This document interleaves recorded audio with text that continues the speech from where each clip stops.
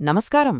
భారతదేశంలో కొన్ని వర్గాలను దౌర్జన్యాల నుంచి కాపాడటానికి ఒక చాలా శక్తివంతమైన చట్టముంది.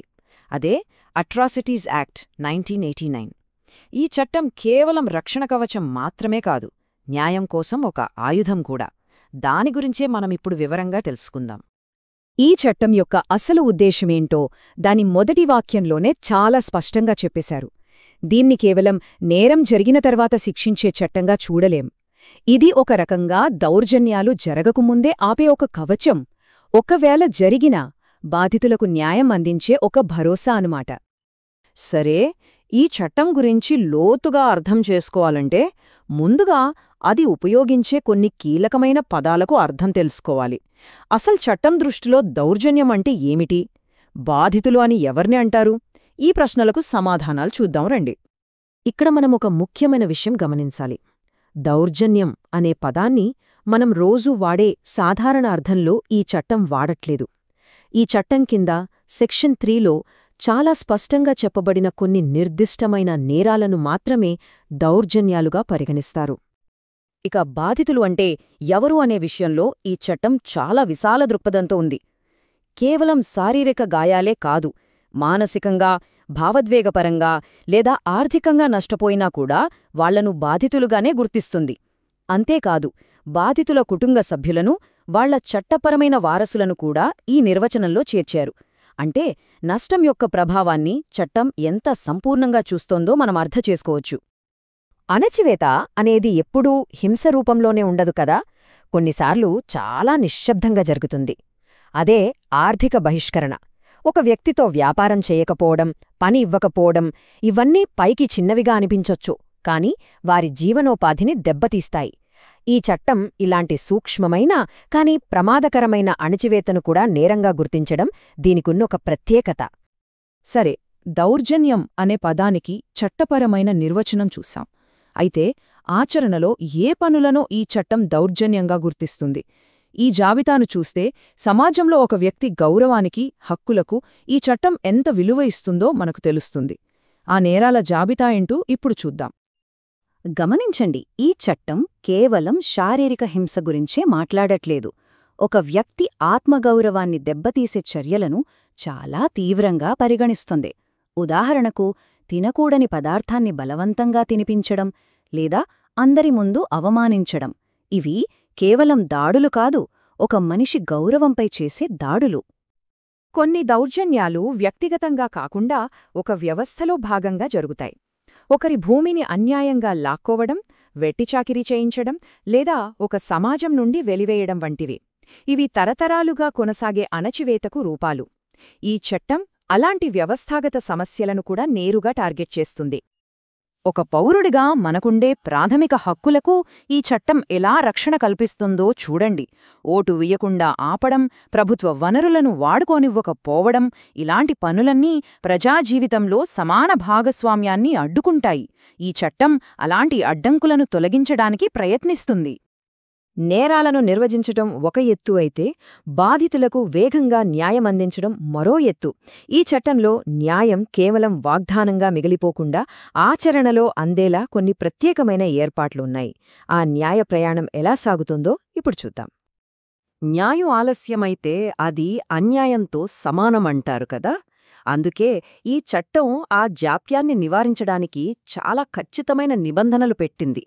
ఫిర్యాదు అందిన వెంటనే ఎలాంటి ప్రాథమిక విచారణ లేకుండా ఎఫ్ఐఆర్ నమోదు చెయ్యాలి. ఆ తర్వాత కేవలం 60 రోజుల్లోగా దర్యాప్తు పూర్తిచేసి ఛార్జ్షీట్ దాఖలు చెయ్యాలి. ఇవన్నీ కేసులను వేగవంతం చేయడానికే.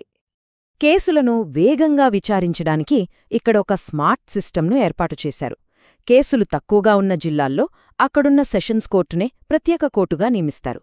కాని కేసులు ఎక్కువగా నమోదయ్యే చోట కేవలం ఈ చట్టం కింద కేసుల కోసమే ఒక ఎక్స్క్లూజివ్ ప్రత్యేక కోర్టును ఏర్పాటు చేస్తారు. దీనివల్ల విచారణపై పూర్తి ఫోకస్ ఉంటుంది, కేసులు త్వరగా పరిష్కారమవుతాయి.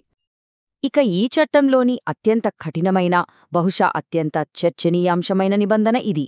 సెక్షన్ 18 మరియు 18A ప్రకారం అట్రాసిటీ ఆరోపణలెదుర్కొంటున్న నిందితులకు ముందస్తు బెయిల్ లభించదు. సాక్షులను బెదిరించకుండా, దర్యాప్తును ప్రభావితం చేయకుండా నిరోధించటమే దీని వెనుక ఉన్న ముఖ్య ఉద్దేశం. ఒక చట్టం విజయం కేవలం నిబంధనలపైనే కాదు, దాన్ని ఉపయోగించే మనుషుల ధైర్యంపైనా ఆధారపడి ఉంటుంది.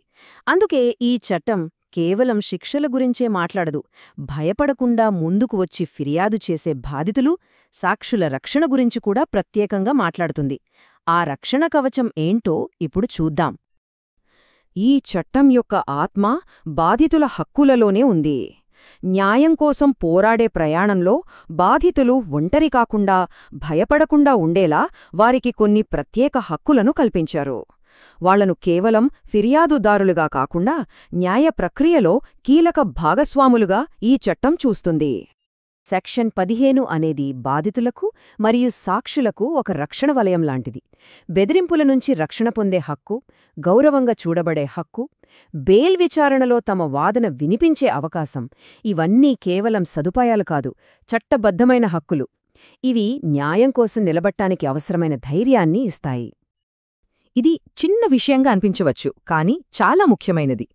ఈ చట్టం కింద జరిగే విచారణలన్నీ తప్పనిసరిగా వీడియో రికార్డ్ చెయ్యాలి. ఇది మొత్తం ప్రక్రియలో పారదర్శకతను, జవాబుదారీతనాన్ని పెంచుతుంది. ఒక మంచి చట్టాన్ని రూపొందించటం మాత్రమే సరిపోదు, అది సరిగ్గా అమలవ్వాలి. మరి ఈ చట్టానికున్న బలమేమిటి? ఇతర చట్టాలతో విభేదమొస్తే ఏం జరుగుతుంది? దీని అమలు బాధ్యత అసలు ఎవరిది? ఈ ప్రశ్నలకు సమాధానాలు చూస్తూ ముగిద్దాం. సెక్షన్ 20 ఈ చట్టానికి ఒక రకమైన సూపర్ పవర్నిస్తుందన్నమాట. ఒకవేళ ఈ చట్టంలోని నిబంధనలకు మరేదైనా ఇతర చట్టం లేదా ఆచారానికి మధ్య వైరుధ్యం వస్తే, అప్పుడు ఈ అట్రాసిటీ చట్టం చెప్పిందే ఫైనల్. దీని నిబంధనలకే ప్రాధాన్యత ఇవ్వాలి. సెక్షన్ 21 ఈ ఒక్క సెక్షన్ ఈ చట్టాన్ని కేవలం కాగితంపై కాకుండా ఆచరణలో నిలబెట్టడానికి పునాది వేస్తోంది. ఇది చట్టాన్ని సమర్థవంతంగా అమలు చేయాల్సిన బాధ్యతను నేరుగా ప్రభుత్వంపై పెడుతుంది. అసలా బాధ్యతలేమిటో చూస్తే మనకు ఆశ్చర్యం కలుగుతుంది. ఈ ప్రశ్న మనందర్నీ ఆలోచింపచేస్తోంది. ఒక గొప్ప చట్టాన్ని తయారుచేయడం సరిపోతుందా? అది నిజంగా క్షేత్రస్థాయిలో ప్రభావం చూపించాలంటే ఇంకా ఏమీ అవసరం? కాగితంపై ఉన్న చట్టానికి, ఆచరణలో దొరికే న్యాయానికి మధ్య ఉన్న దూరాన్ని ఇది మనకు గుర్తుచేస్తోంది. అద్భుతమైన విషయమేమిటంటే, మనమిందాక అడిగిన ప్రశ్నకు సమాధానం ఈ చట్టంలోనే ఉంది.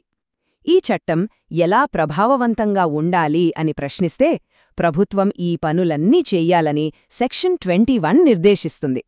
బాధితులకు న్యాయ సహాయం అందించడం నుండి దౌర్జన్యాలు ఎక్కువగా జరిగే ప్రాంతాలను గుర్తించడం వరకు. అందుకే ఇది కేవలం శిక్షలు వేసే నియమాల పుస్తకం కాదు, సమాజంలో మార్పు తీసుకురావడానికి, న్యాయాన్ని సజీవంగా ఉంచడానికి రూపొందించిన ఒక శక్తివంతమైన సాధనం.